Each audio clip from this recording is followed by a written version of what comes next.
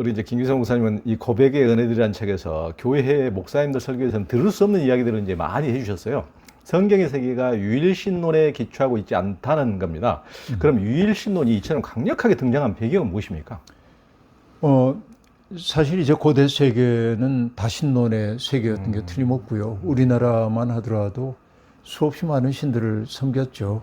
사람들이 뭐 한 집에만 보더라도 터주, 대감 있었고, 뭐 조왕신도 있었고, 뭐 등등 뭐 신들이 많이 있었는데, 이게 이제 어떻게 보면은 미신적 세계관 또 마술적 세계관 속에서 인간이 세상을 다 이해할 수 없었기 때문에 이해할 수 없는 세상을 이해하기 위한 장치로서 다신론의 세계를 만들어냈고 또 그리스 로마 신화를 보더라도 신들이 저마다 주특기를 가지고 있거든요. 누구는 뭐 아이를 낳게 해준다든지, 누구는 지혜롭다든지, 누구는 뭐 도구를 잘 만든다든지, 누구는 바다를 관장한다든지, 주특기와 그리고 장소, 조지하는 장소들이 다 있었던 거고, 그런 세계가 이제 다신론의 세계라고 얘기할 수 있겠습니다.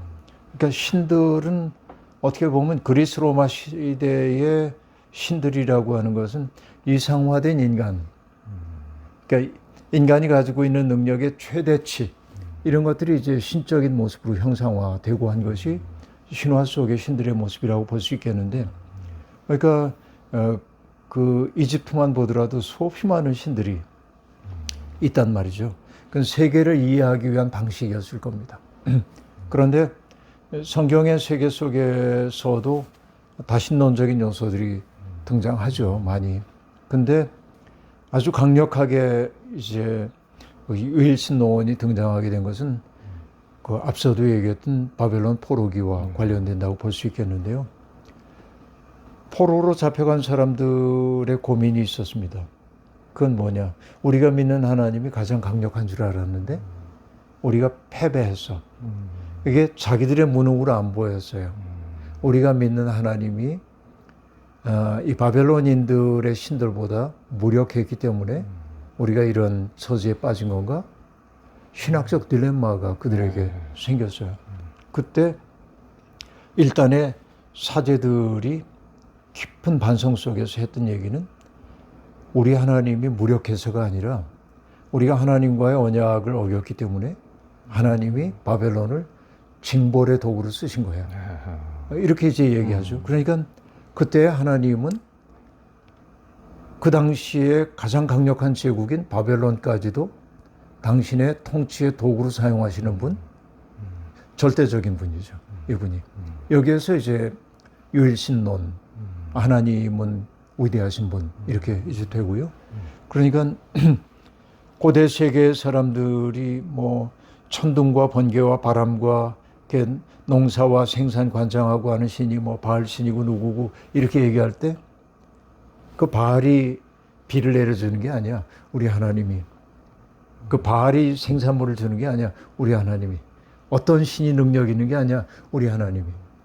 그러니까 고대 세계의 다양한 신들의 모습 속으로 분화되어 있었던 그 모든 것들이 하나님의 절대적인 하나님이 하시는 일로 여겨지기 시작하죠. 그러니까 가장 평안했던 시기에 가장 위대한 사상이 나온 게 아니라 가장 고통스러웠던 시기에 자기들의 처지를 반성해가면서 하나님의 위대하심, 엘로힘 하나님인데요. 세상을 다 창조하시고 섭리하시는 절대적인 하나님에 대한 유일신론적 이 세계관이 탄생하게 되죠.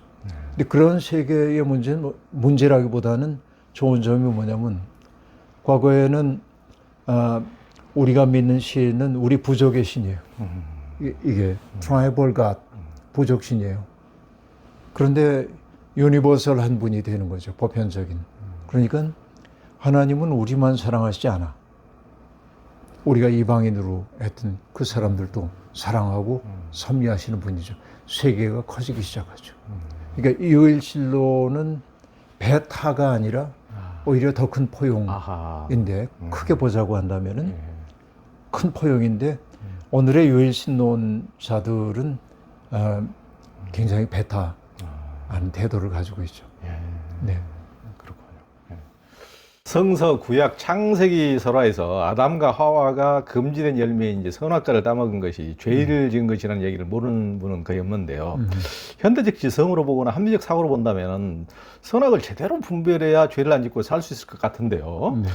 왜 그걸 선악과를 따먹고 선악을 알게 된 것이 죄일까 궁금해질 수밖에 없는데 왜 그렇습니까? 사실은 이제 뭐 선과 악을 알지 못하면은 인간은 정말 야수의 세계로 돌아갈 수밖에 없겠죠. 근데 어떻게 보면은 이제 아담과 하와는 꿈꾸는 순진무구라고 얘기하고 있는데 dreaming innocence 상태에 있었다. 뭐 거긴 도덕적 주체가 있어야 할 이유도 없고 서로 살과 피를 나눈 사람으로서 죄가 들어오기 전까지는. 그런데 이제 선악을 알게 하는 나무 열매를 먹었다. 이것을 이제 헤겔 같은 철학자는 인간의 성숙의 과정으로 설명하는데 오히려 타락으로 보지 않고 그것도 이제 일리가 있다고 보여지기도 합니다. 우리가 뭐 책 제목 정확하지는 않지만 우리가 알아야 할 모든 것은 유치원에서 배웠다 뭐 이런 거 있잖아요. 친구에게 나쁜 말 하면 안 돼, 싸우면 안 돼, 도둑질하면 안 돼, 뭐 여러 가지 것 배워요. 인간의 어떤 그 삶의 기본적인 선과 악, 해야 할 일과 하지 말아야 할 일, 이런 것들을 이제 구분해서 가르쳐 주죠. 이게 이제 망가지기 시작하면은 뭐 인격 파탄 나타나고, 소시오패스 같은 이런 형태로도 나타나고 그러죠. 그런데 사실은 선악과 그 자체가 문제인 게 아니라 그걸 따먹었다라고 하는 얘기의 의미는 뭐냐면은 그냥 거기에 있으면 돼요, 선악과는. 근데 내가 그것을 사유화함으로 내가 모든 선악의 주체인 양 행세하기 시작하는 거. 그러니까 내 기준 가지고 다른 사람들, 너 그거 어떤 거야, 어떤 거야. 그래서 사람들이 저마다 다 자기 잣대를 가지고 사람들을 재기 시작해요. 이게 이제 그 폭력적 세상을 만들어낸 거죠. 사실은 선과 악이라고 하는 것이 거기에 공공의 것으로 주어져 있을 때 우리는 그거 따르면 되는데 사람들은 그걸 사유화함으로 내가 선악에 대한 모든 판단을 할 수 있다고 생각하는 거죠. 자기 생각일 뿐인데 넌 글렀어 라고 판단한다든지 이게 선악과를 따먹은 인류의 악습이죠. 그렇게 이제 저는 그 문제를 접근하고 있습니다. 선악과 문제가 지금까지 수백 번도 더 들었지만 지금 가장 명쾌하게 정리가 되네요. 예, 그렇습니다.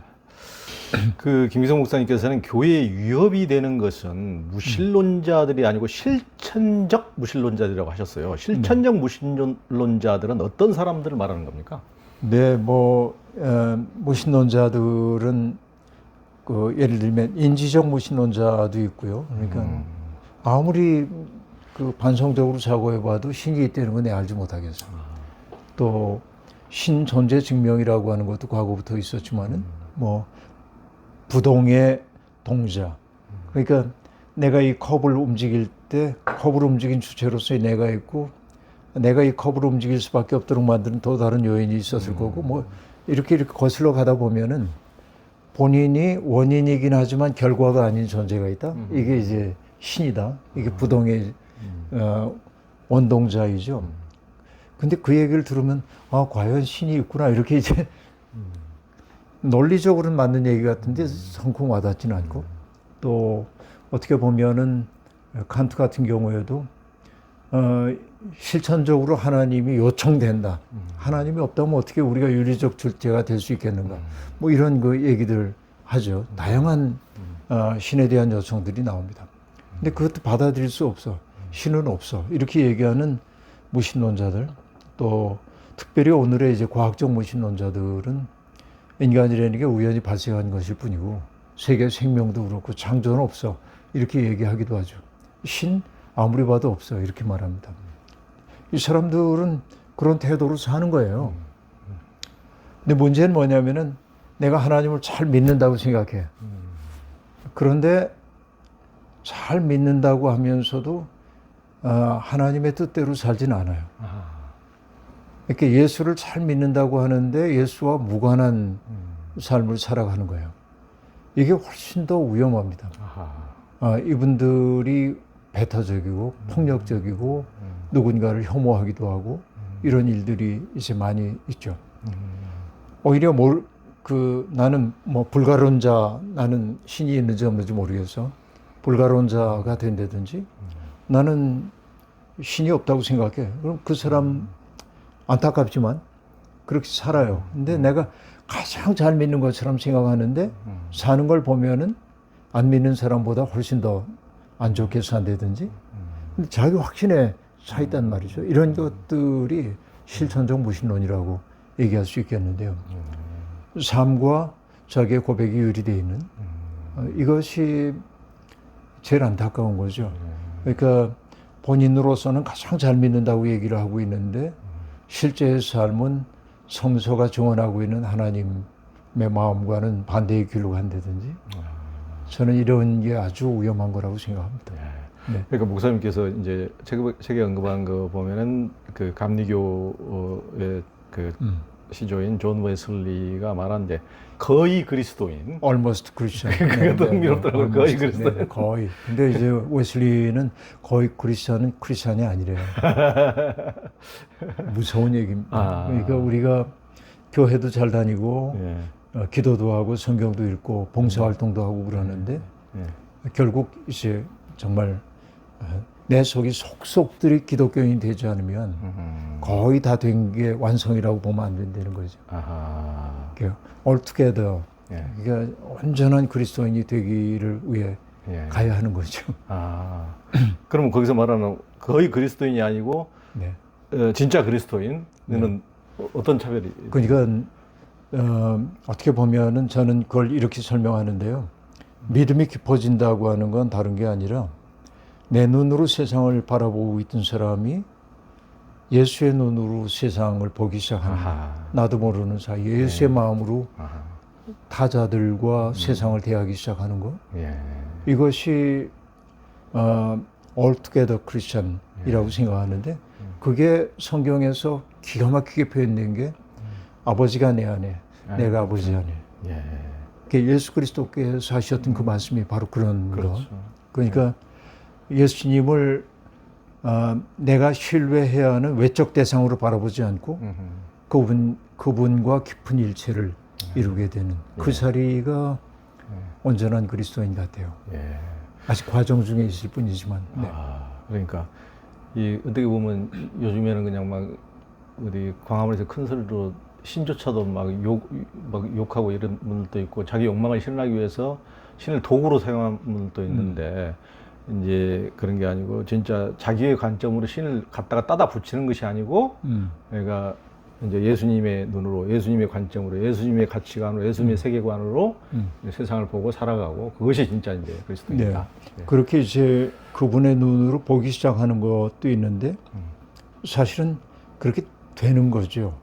믿음의 깊이라고 하는 것은 내가 의도하기 때문이 아니라 그렇게 되는 거고 그 경험을 했을 때 성경이 그걸 충만이라고 그래요. 내가 성령에 충만하다라고 하는 것은 바로 그런 내용이라고 보여집니다. 그 김 목사님께서 이제 받아들여짐이 구원의 체험과 유사하다. 왜 그런 겁니까? 받아들여짐. 우리는 어쨌든 세상에 살면서 외롭죠. 내가 타자와 분리되어 있다고 하는 느낌 받을 때가 아주 많이 있고 또 이런 경험들을 흔히 고향 상실의 느낌, 안식 없음의 느낌, 뿌리 뽑힘의 느낌, 내가 내동댕이 쳐진 것 같은 그런 느낌. 그리고 우리가 살고 있는 특별히 이 자본주의 세상은 불교식으로 얘기하면은 불교가 탐진치라고 하는 걸 삼독이라고 얘기를 하잖아요. 인간을 근원적으로 좀 뒤흔들어 놓는 세 가지의 독인데 근대 세계에는 탐진치를 사회적으로 용인해요. 권장까지 합니다. 욕심 부리는 거를 권장해요. 우리가 바보처럼 살면 안 되지. 내 몫을 누려야지. 누가 내 권리를 훼손했을 때 왜 바보같이 참아? 화내야지. 그게 진이죠. 근데 어리석음이라고 하는 게 내가 타자들과의 깊은 관계 속에 사는 것을 모르고 개별적 존재로 자기를 여기고 사는 게 난 어리석음이라고 보는데, 그러니까 다 단자화 시켜놓은 거죠. 탐진치를 구조화해 놓고 그걸 권장하고 있는 게 오늘의 세계다라고 느끼는데, 그러니까 이런 그 세상의 모습 속에서 인간은 철저한 외로움을 느끼고, 그리고 내가 그동안 살아왔던 나의 부끄러운 모습 같은 것들을 나는 가리고 살 뿐이죠, 사실은. 이게 이제 어거스틴의 고백록 속에도 나오는데요. 내가 대면하기 싫은 나의 모습을 나는 내 등 뒤에 돌려놓고 살았는데, 그분의 은혜의 세계 속에 들어가자 하나님은 내가 부끄러워 숨겼던 내 모습을 내 눈앞에 들이대며 보라시는 것이었습니다. 자기와 직면하게 만들거든요. 직면할 때 울음이 터져 나오죠. 이게 나구나. 이게 참담하다. 그때 문득 더덕거리는, 그래, 그게 너지. 근데 나는 네가 다시 시작할 수 있다고 생각해요. 내가 부끄러운 내 모습 그대로 그분에 의해서 받아들여지고 있고, 버려지지 않았다는 그 경험이 안도감이고 안식이고, 이게 구원의 체험인 것이죠. 그러니까 성경에서 예수와 만났던 사람들이 가장 깊이 경험했던 것은 받아들여짐일 거예요.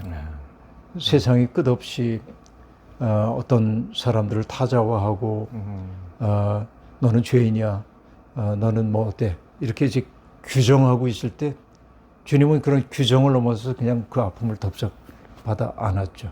이게 이제 받아들여짐의 체험이라고 저는 느끼고요. 내가 그런 받아들여짐을 체험할 때 나 또한 타자를 위한 여백들이 열리기 시작하고, 이게 이제 그 빚을 탕감받은 사람이 다른 사람의 빚을 탕감해 줄 수 있는 그런 마음의 열림이라고 보여지는데, 그런 경험이 근원적인 경험인 것 같아요. 내가 신에 의해서 있는 그대로 받아들여지고 있고, 그래서 그게 내 삶을 새롭게 시작할 수 있는 용기를 준다. 예. 받아들여질 때 다시 시작할 수 있거든요. 그래서 인간은 새로운 시작입니다. 이게 인간에 대한 규정 같아요. 예. 네. 그러니까 엄청나게 삶에서 뭐 개인으로서는 도저히 극복이 안 되는 고난이라든가 이런 상황도 신앙의 힘으로 이게 다시 일어설 수 있는 것은, 그것은 이제 어떤 받아들여짐에, 이게 버려진 게 아니고, 이게 고난을 받았다 그래서 내가 장애를 입고 이런다 그래서 버려진 게 아니고, 이게 이제 받아들여진 체험을 느꼈을 때 그분이 이제 나락으로 완전히 떨어지지 않고 다시 또 땅을 딛고 다시 일어서고, 이런 힘이 이제 생기는 그러니까 많은 분들 우리가 보지 않습니까? 네. 인생 살다 보면은 정말 말씀하신 대로 나락으로 떨어지는 것 같은 때가 있는데, 내 발이 땅에 안 닿는 거죠. 근데 누군가가 사랑의 시선으로 내 옆에 아무 말도 안 해도 옆에 있어서 언제든지 손 내밀면 잡아주고, 내가 설 자리 잃은 것 같을 때 설 자리가 되어주는 사람 하나만 있어도 우리는 절망을 딛고 일어설 수 있거든요. 그게 받아들임이란 그런 거, 그렇죠? 포용하는 거, 밀어내지 않고. 그러니까요. 네. 예, 그런 거죠. 그 이상 구원이 어디가 있겠어요, 참. 예. 구약의 이제 앞 5편인 토라에서 613개의 가르침이 나오는데, 그 중에서 이제 하지 말라는 금지 계명이 365개고, 하라는 수행 명령이 이제 248개인데, 왜 그렇게 하라는 것보다 하지 말라는 게 그렇게 훨씬 많을까요? 그건 뭐 정답은 없는데 생각해 보면은 나만 돌아봐도 알 것 같은데, 내 마음속에 금지된 것에 대한 욕망이 훨씬 더 많은 것 같아요. 인간은 하지 말라는 것에 끌리는 요소가 많이 있고, 그래서 원죄를 설명할 때 인간의 마치 그 자석에 끌리는 쇠붙이처럼 나쁜 것에 끌리는 인간의 마음들이 있는데, 근원적인 어떤 그 끌림, 이런 것들을 너무나 잘 파악하고 계시기 때문에 그게 하지 말라 하고 얘기하는데 근데 안 되잖아요. 그게 하지 말라는 거 안 하게 되지 않잖아요. 그게 뭐냐면은 타율입니다. 그것은 외부의 법이 나를 지배하게 될 때 난 그걸 위반하고 싶은 생각이 들거든요. 하라 그러면 하기 싫고 인간 청개구리 같은 게 있어서 그러니까 율법이 나쁜 게 아닙니다.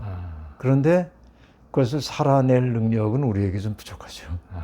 이게 이제 그 율법과 복음 자꾸 얘기하는데 뭐 율법이 나쁜 게 아님에도 불구하고 그 속에 이제 하나님의 마음이 담겨 있으니까 선한 것인데도 불구하고 그대로 살아갈 힘이 우리에게 굉장히 부족하고 근데 어쨌든 생각해 보면 금지된 것을 욕망하는 게 훨씬 더 인간에게 많지 않나 하는 생각이 들어요. 그러니까 선과 악을 양저울로 이렇게 달아보면은 이것만 보고 구분해 보면은 성악설이 어떻게 보면 더 맞는 인간이 애지간히 말도 안 들어 먹어야 이게 하나님도 오직 예수면 이게 이렇게 했을까 이제 싶을 정도로 약간 그런 느낌이 드는 대목입니다. 그 출애굽기 3장에서 보면은 모세가 하나님을 만나는 장면이 나오는데요. 하나님은 이제 떨기나무 불꽃 사이에 모습을 드러냈다고 이렇게 나오거든요. 그러면 떨기나무는 불이 붙으면 금방 타서 재가 돼버리고 마는 별로 나무 중에서는 요즘에 비싼 나무도 많은데 별로 가치를 인정받지 못한 나무인데 왜 그곳에서 모습을 나타냈을까요? 저는 이제 그 떨기나무라고 하는 말이 금방 말씀하신 대로 약간 그 관목같이 우리 개나리같이 이렇게 조금만 늘어지는 나무인데 그러니까 생각해 보면 대학빛에 지친 나그네에게 그늘 한 점 줄 수 없고 그만큼 키가 못 크니까 또 목재로 자라지 못하기 때문에 건축을 위해서나 뭐 사용될 수도 없고 쓸모없음의 대명사이죠. 근데 고대 세계에서 인간을 얘기할 때 쓸모없는 존재들, 수단으로 변해버린 인간들, 그런 인간들이 피라미드로 상징되는 계층 사이의 맨 밑바닥 계층입니다. 그들은 도구화될 수 있는 존재들이죠. 도구화된다고 하는 말은 뭐냐면은 교체 가능한 존재이고 그게 아까 얘기하신 대로 어쨌든 불이 붙으면 호로록 타버리고 뭐 할 수 없지 다른 존재로 교체하면 되니까 그러니까 사실은 떨기나무라고 하는 게 애굽이라고 하는 체제 하에서 가장 밑바닥에서 천대받고 있던 사람들을 상징한다고 저는 그렇게 보고요.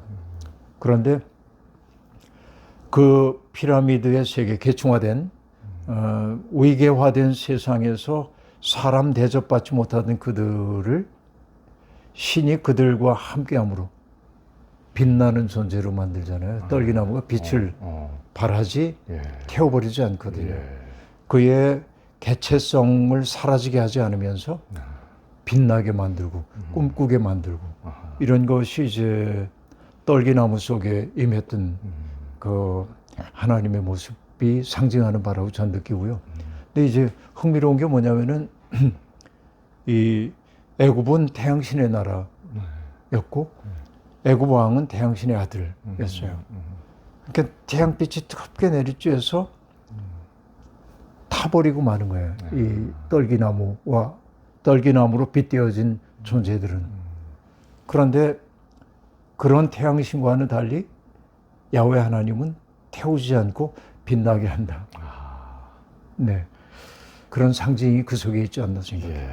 그러니까요. 너무 이것을 참 이 단순한 이 구절을 해석하신 건 진짜 성경을 딱 제가 진짜 핵심을 꿰뚫는 듯한 느낌을 받았거든요. 그러니까 그 이제 이건 이제 구약 얘기지만은 이제 신약에 보면은 그 예수님이 이제 가장 약한 자 하나에게 한 것이 바로 이제 내게 하는 것이다. 그러니까 떨기나무라는 것은 어떻게 보면 제일 보잘것없는 그렇죠. 이런 건데 진짜 정작 그 피라미드에서 제일 하층 구조를 떠봤던 어떻게 보면 그들은 하나님이 뭐 우리 같은 걸 안중에 있겠어 우리는 버림받은 존재야 이런 존재들 이런 존재들에게서 오히려 이제 하나님이 나타난다, 네. 현현한다. 네, 네. 이런 이제 느낌이니까 예수님의 말씀과도 핵심, 예수님 그게 이제 맞습니다. 예수님 말씀의 핵심이잖아요. 맞습니다. 가장 약한 네. 자에게 네. 하는 것이 곧 나에게 하는 것이다.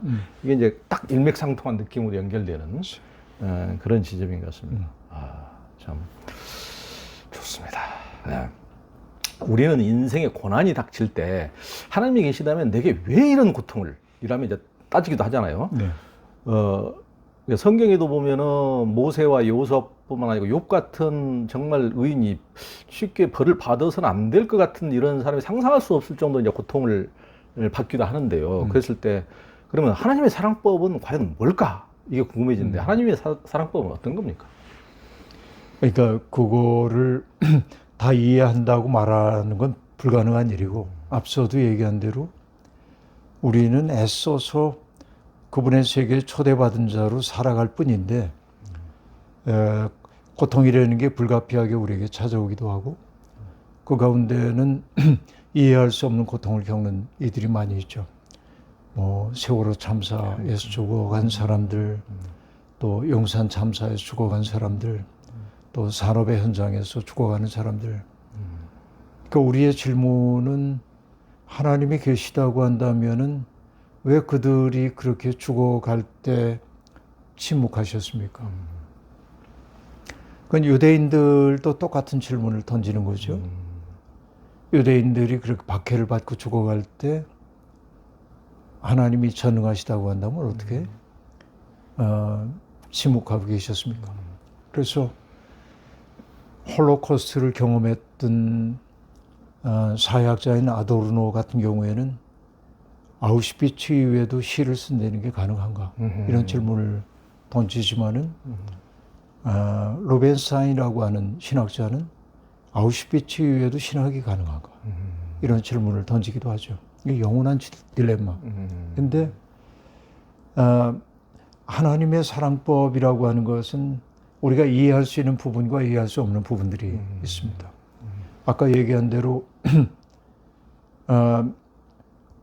애굽에서 고통당하고 있던 히브리인들이 신음소리를 신은 듣고 또 보고 알았다고 얘기하거든요. 그리고 그 문제를 해결하기 위해서 역사 속에 개입하시고 이거는 하나님의 지극한 사랑이죠. 그런데 전쟁이 일어나가지고 무고한 사람들이 수없이 죽어가고 그럴 때 신은 아무 일도 안 하는 거 아닌가? 이런 질문들이 끝없이 떠오르기도 하고 이제 그러는 것이죠. 근데 하나님은 뭐 이신론자들 같은 경우에는 하나님은 세상을 만들어 놓고 그리고 마치 시계공이 만들어 놓은 시계 태엽을 감아 놓으면은 시계가 저절로 움직이는 것처럼 하나님은 이 세상을 만들어 놓고 개입하지 않는다. 인간들이 그 다음에 책임지는 거다. 이렇게 말하는 이 신론, 소위 이치로서의 하나님도 있지만은 그러나 성경은 끝없이 질문 속에 있어요. 답을 주지 않고. 욥기도 그렇죠.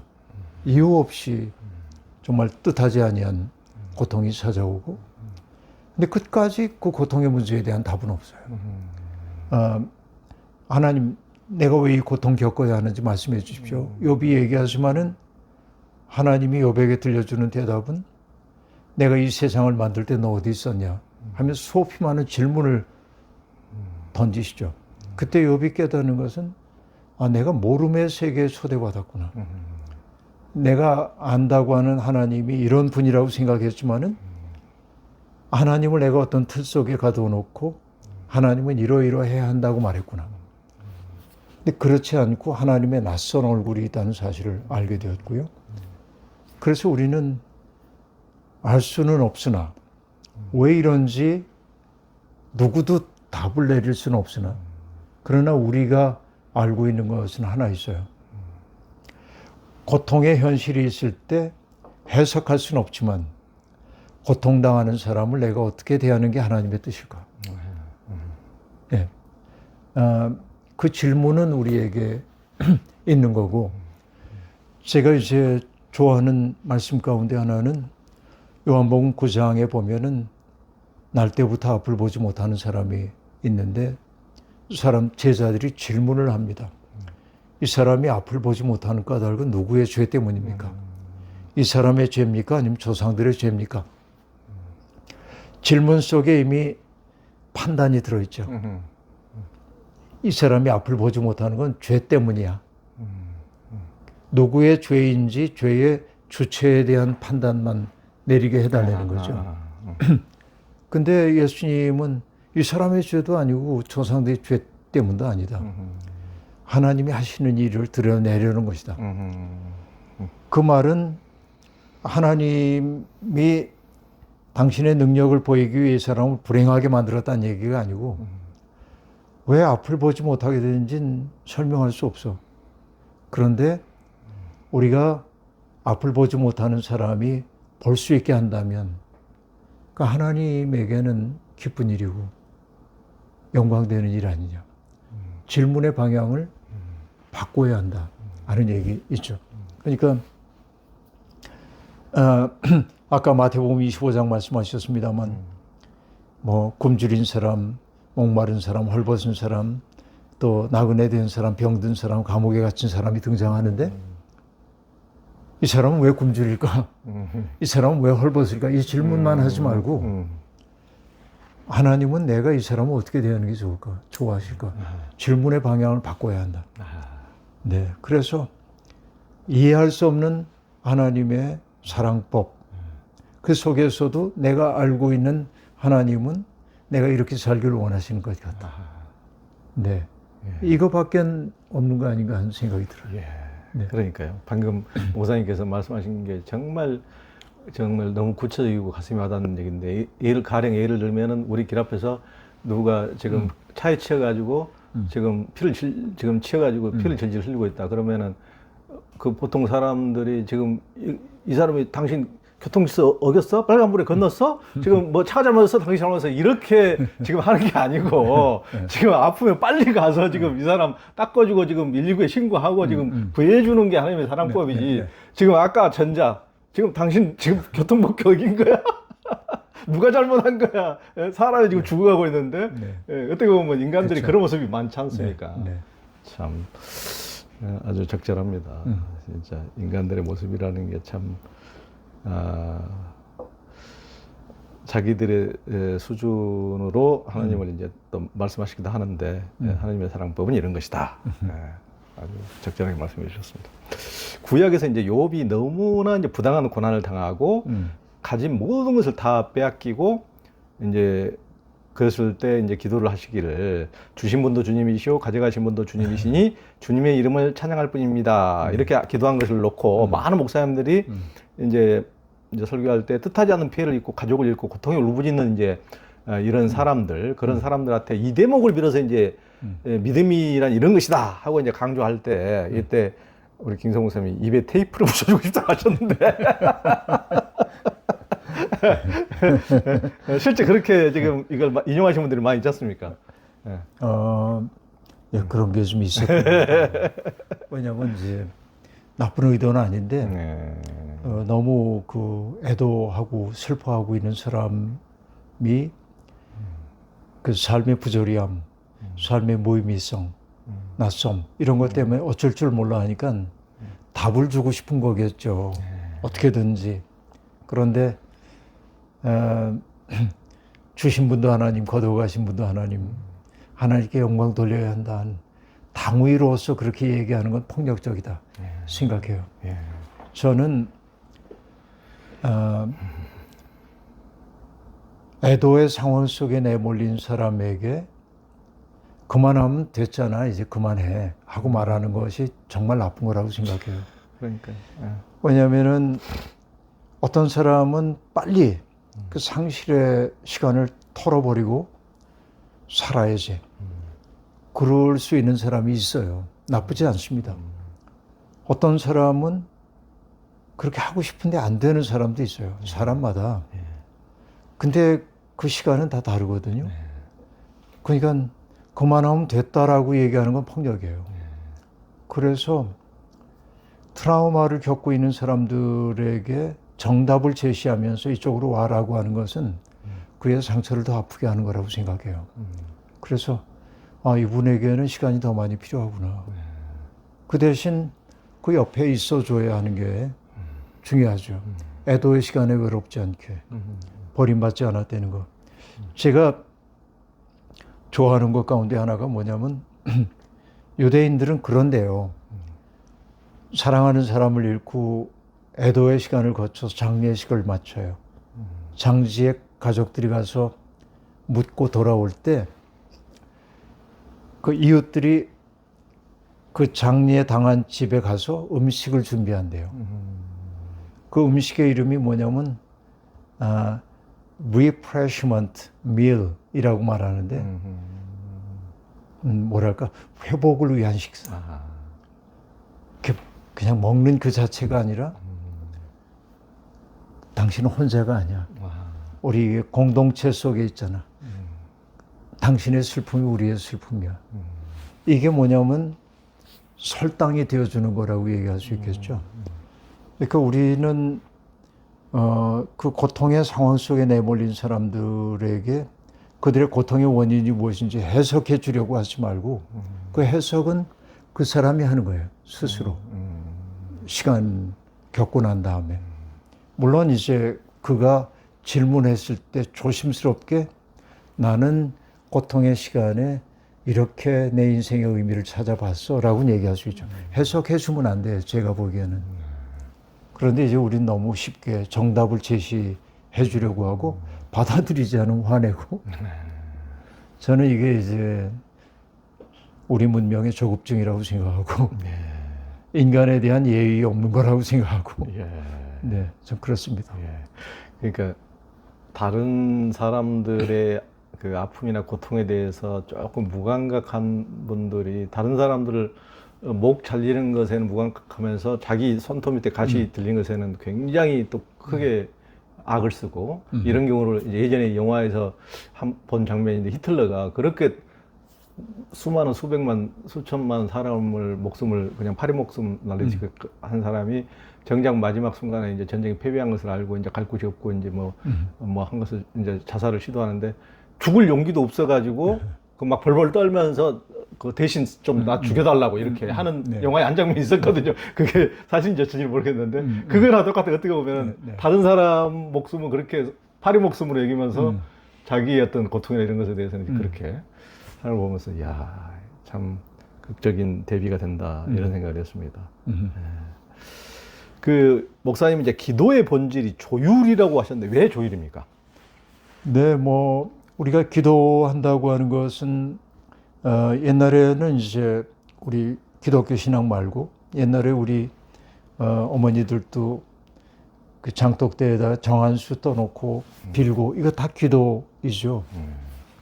또 하나님을 믿지 않는 사람도 갑자기 가족에게 닥쳐온 불행한 일 혹은 불행해질는지도 모르는 상황 속에 두려울 때 만약에 신이 있다고 한다면 내 기도 좀 들어주세요. 그러고 이제 빌죠. 인간의 연약함이 기도하게 만드는 것이라고 얘기할 수 있죠.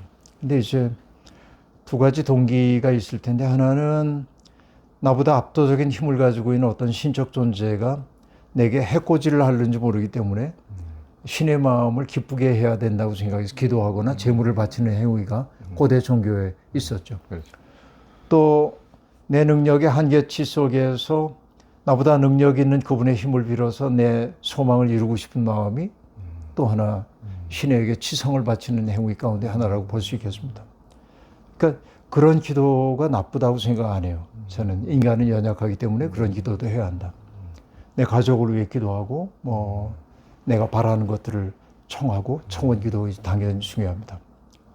그런데 적어도 우리가 기도한다고 하는 것은 내가 바라는 것을 신으로부터 받아내는 게 기도의 본질은 아니에요. 하나님의 마음이 뭔지를 알아차려서 내가 더 커지기 위한 게 기도의 본질이라고 저는 생각을 해요. 그러니까 기도를 통해서 나의 욕망이 이루어지는 것도 기도의 내용 가운데 하나지만 기도를 통해서 내가 삶을 바라보는 나의 관점이 바뀌고 내가 커지고 심화되고 확장되고 이런 것들이 기도라고 보여지죠. 그러니까 뭐냐면은 내 마음은 아까 죄성을 얘기할 때 늘 자기 속으로 구부러졌다고 얘기를 했는데 기도를 통해서 내게로 구부러졌던 마음이 타자를 향하게 되고 하나님을 향하게 되는 것이 기도의 중요한 목적 가운데 하나라고 저는 생각을 하거든요. 그러니까 내 마음은 언제나 작아요. 내 속이 구부러져 있기 때문에. 그래서 하나님에게 조회를 해야 돼. 내가 마음을 어떻게 써야 됩니까? 그래서 악기로 비유하자고 한다면은 오케스트라에서 이제 오보에가 딱 불면 라라고 하는 음이 딱 나오면은 거기에 맞춰서 조율을 하는 것처럼 하나님의 마음을 기준음으로 삼고 내 마음을 거기에 자꾸 조율해야 내가 제대로 된 소리를 내는 사람이 되겠단 말이죠. 그런 의미에서 기도란 조율이다라고 제가 얘기하는 것은 그 때문입니다. 네, 그러니까 제가 굉장히 좋아하는 음악가 중에 하나가 한돌이라고 조율. 그러니까 뭐 네. 홀로아리랑도 있지만 이제 조율 뭐 굉장히 좋은 노래가 많은데 하나님 내 마음 조율 한번 해주세요. 그거 있잖아요. 그게 떠오르는. 그러니까 우리 마음이 너무 이제 팽팽해지기도 하고 그럼 쨍쨍 소리를 내죠. 현으로 얘기하면 너무 느슨해지면 소리 못 내고. 그러니까. 그렇죠. 또 이제 김 목사님은 이제 율법은 좋은 것이지만 율법주의는 문제라고 했습니다. 왜 그렇습니까? 모든 주의는 좀 문제가 있습니다.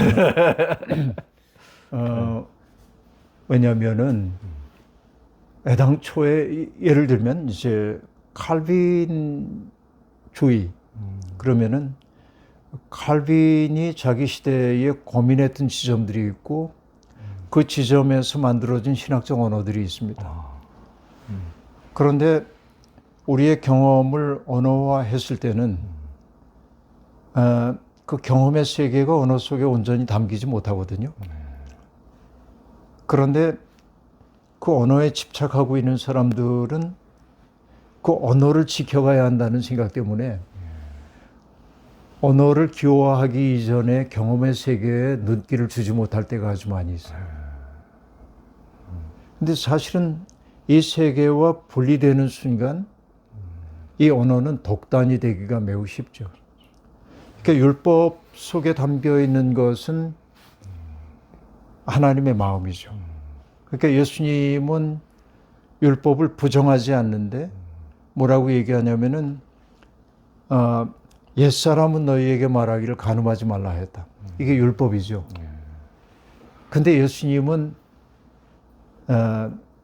이 율법 속에 담겨 있는 하나님의 마음을 읽는 거예요. 그래서 뭐라고 얘기하냐면 여인을 보고 음욕을 품는 자는 이미 간음했다. 그러니까 주어진 계명으로 주어져 있는 율법에 담겨 있는 하나님의 마음을 읽어내는 거죠. 그러니까 나의 욕망을 위해 어떤 대상을 수단화하고 또 어떤 대상을 나의 목적을 위한 도구로 사용하는 것은 이미 이 계명을 범하는 거죠. 그런데 어떤 사람들이 얘기합니다. 나는 간음하지 않았어. 난 깨끗해.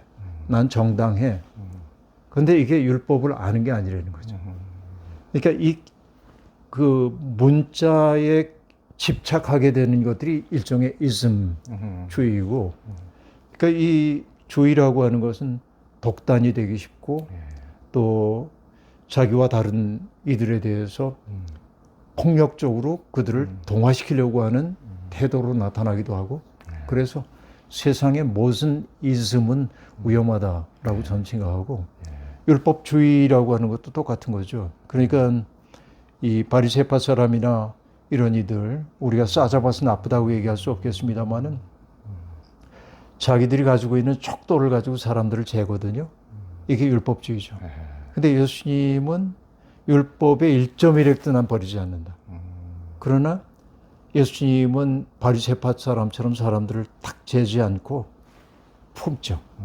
왜냐하면 율법 속에 담겨있는 하나님의 마음을 알기 때문에 그런 거죠. 그래서 율법주의는 매우 위험하고 모든 주의는 위험하다. 전통도 좋은 거죠. 전통이라는 것은. 전통의 우물에서 우리들이 물을 길어 올려야 하고요. 그런데 전통주의에 매달리게 되는 순간 고루해지고 예. 변화를 우리가 도모하지 못하고 이게 이제 전통주의의 문제라고도 얘기할 수 있겠죠. 예. 네. 예. 그러니까 하여튼 우리 그 김기성 목사님 고백의 언어들에서 굉장히 어떻게 보면은 예전보다 더욱더 이제 메시지가 또 분명하기도 하지만은 하여튼 한 발 물러서서 겸허함으로 끊임없이 이렇게 하는 견지하는 것은 태도는 항상 김 목사님 일관적이시고 얼마 전에 제가 그 구례 강연 전남 구례 그 저기 지리산 쪽에 강연을 가가지고 거기에 20년 동안 거기에 사시는 한성수 목사님이라고 그분은 이제 그 서울대 물리학과 나와가지고 그 예일대 신학부 가기 전인가 하여튼 감신대 대학원을 다니셨다고 하더라고요. 만났습니다. 네, 그때 그러니까 그래가지고 그분이 이제 후배들 이제 한국 교회 목사들께 설교평을 또 하시면서 우리 김기성 목사님 설교를 하여튼 거의 최고로 이렇게 말씀해 주시더라고. 그래서 예전에도 그 정영섭 그 신학 비평가가 굉장히 예리하게 주요 설교자들을 비평하면서 이제 좋은 점, 나쁜 점, 그러니까 괜찮은 설교자들에 대해서도 예리하게 그분이 하는데 거의 그분이 비판을 안 하거나 못한 게 김기성 목사님 설교했던 것들 예리하게 하셨는데 하여튼 그때 당시에 설교보다 제가 보기에는 훨씬 더 지금 그때는 말씀을 항상 조심해서 그랬는지 지금이 훨씬 더 좋습니다. 또 좀 안타깝습니다. 지금 한참 이제 지금 설교를 해야 될 판에 지금 은퇴를 하셨는데 그래도 하여튼 간혹 가서 그래 어떤 기회든지 또 목사님의 이렇게 말씀을 접할 기회가 있으니까 너무 좋습니다. 이번에 고백의 언어들 이 책을 읽어보면은 은퇴하셨지만은 이 책을 읽어보면 정말 좋을 것 같습니다. 이제 목사님 이제 그 은퇴하셨는데 그럼 앞으로는 어떻게 지내실 생각이세요? 네, 그 은퇴하기 전에 사람들이 이제 뭘 물으면 아무것도 안 할 겁니다 하고 얘기했거든요. 근데 그때 아무것도 안 하겠다라고 하는 얘기는 무의도식하겠다는 말은 아니었고 내가 능동적으로 나서서 누구를 가르친다든지 프로그램을 한다든지 이런 일은 안 할 거다. 그러나 어쨌든 내가 빚진 바가 많고 그동안 인생이 고마움이죠. 생각해 보면. 그러니까 빚을 갚는 마음으로 살아야 하는데 그래서 요구받는 일 내가 응할 수 있는 것은 응하면서 지내겠다 하는 생각이 들고요. 그래서 조금씩 그렇게 이제 지내고 있고 요즘 이제 제 일과는 새벽에 근데 이게 은퇴해도 똑같이 일어납니다. 새벽에 평생의 습관이기 때문에 연세가 있을 때 새벽잠 없어지죠. 당연히 저도 일찍 일어납니다. 네, 새벽에 일어나서 몇 시간 공부하고 기도하고 책도 보고 그러고 이제 아침에 여기 서실로 나오고 아침에 또 글도 쓰고 책도 보고 그러다가 점심 먹고 주변 산책하고 또 해야 할 일을 하고 이런 시간이 꽤 행복한 시간이고요. 그래서 앞으로도 일종의 글도 쓰고 그러는 게 제 인생의 후반의 일종의 팔자처럼 됐는데 그동안은 요구받은 글 위주로 썼다고 한다면은 앞으로는 조금은 내가 쓰고 싶은 글도 써봐야 하지 않나 하는 생각을 하고 있고요. 요즘 그렇게 지냅니다. 그러니까 저도 은근히 속으로 목사님이 은퇴하시기를 저도 바랬는데 왜냐면 이 목사님이 오래 사셔야 되는데 오래 사시고 그렇게 하는데 이게 또 너무 혹사하다가 이게 건강이 안 좋아질까봐 해가지고 은퇴하시고 지금 얼굴이 좋아지신 거 보니까 얼마나 다행인지 모르겠어요. 시험시험 오래도록 많은 분들에게 하여튼 이제 싸묵싸묵 좋은 말씀 이렇게 해주시고 다음 기회에 또 뵙도록 하겠습니다. 목사님 고맙습니다. 감사합니다. 감사합니다.